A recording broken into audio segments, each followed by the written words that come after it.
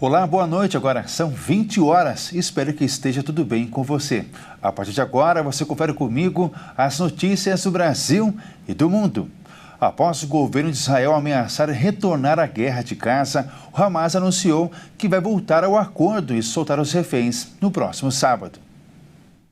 A promessa do Hamas de voltar ao acordo e soltar os reféns prometidos neste sábado veio depois de muitas ameaças durante toda a semana.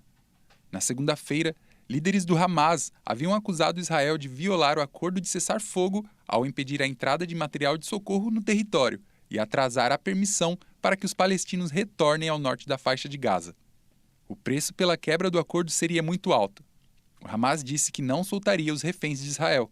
Em resposta, o líder de defesa israelense, Israel Katz, afirmou que seu exército já estaria pronto para voltar aos ataques na região.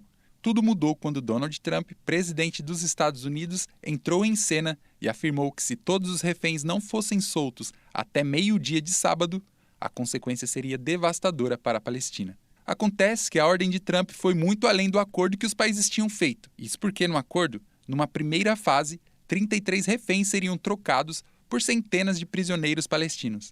Até aqui, 16 foram soltos, e o Hamas indicou no comunicado que no sábado seriam mais 3. O pedido de Trump para que todos os reféns fossem soltos não soou muito bem para a liderança do Hamas. A resposta dos palestinos veio 2 dias depois. Os reféns voltarão a ser libertos, mas no antigo acordo com Israel, e não da forma que Donald Trump ordenou.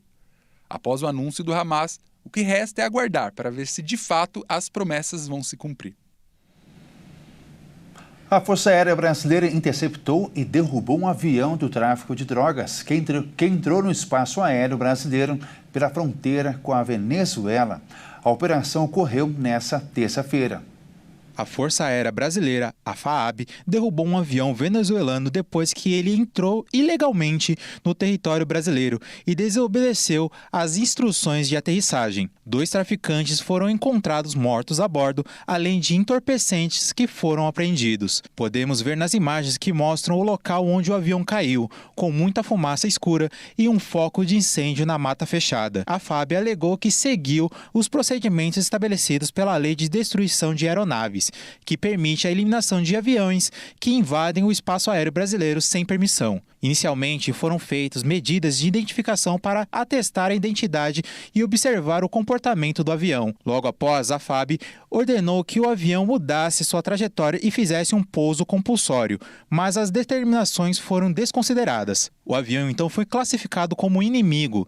Disparos de advertência como método de convencimento também foram efetuados antes do tiro de interceptação que derrubou o avião. O disparo de interceptação é o último recurso usado somente se todas as diretrizes forem ignoradas. A Polícia Federal atestou a existência de narcóticos a bordo, mas a quantidade ainda está sendo apurada.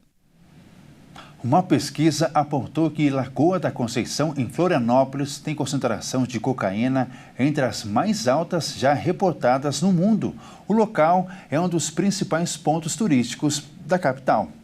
A Lagoa da Conceição, em Florianópolis, está contaminada com cocaína e em concentrações que estão entre as mais altas já reportadas no mundo. Os dados são de uma pesquisa desenvolvida e divulgada na Universidade Federal de Santa Catarina nesta quinta-feira. Outras substâncias também foram encontradas, como cafeína e diversos tipos de medicamentos antibióticos e analgésicos. Ao todo, 35 contaminantes emergentes foram encontrados, nome dado a substâncias de uso diário, como cosméticos e produtos de higiene pessoal que são despejados na água. A Lagoa da Conceição é uma laguna localizada na região leste de Florianópolis e é um dos principais pontos turísticos da capital. Especialistas apontam que o índice de cocaína na lagoa são surpreendentes, mas esperados, já que as substâncias são liberadas pelos humanos na urina e nas fezes, e que um dos motivos dessa concentração pode ser o esgoto não tratado, o descarte ilegal direto na água ou até mesmo de embarcações. A Secretaria do Meio Ambiente e Desenvolvimento Sustentável da capital afirmou que o resultado reflete o impacto das atividades humanas sobre o meio ambiente e que adotará providências e diálogo com o órgão responsável pelo saneamento pela preservação do local. Um prédio em construção desabou na manhã desta quinta-feira na Vila Nova Cachoeirinha, zona norte de São Paulo, deixando ao menos 2 feridos. Um vídeo mostrou o exato momento da queda do prédio, na Vila Nova Cachoeirinha, zona norte da cidade de São Paulo.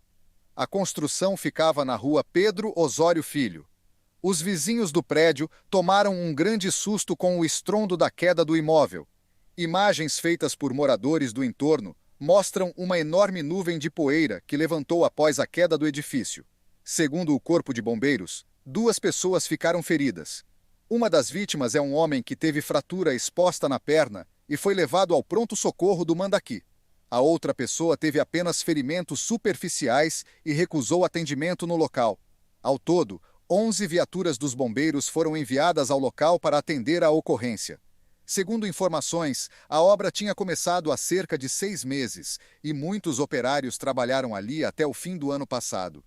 Ainda de acordo com moradores, no momento do desabamento, havia somente 2 funcionários que ficaram feridos.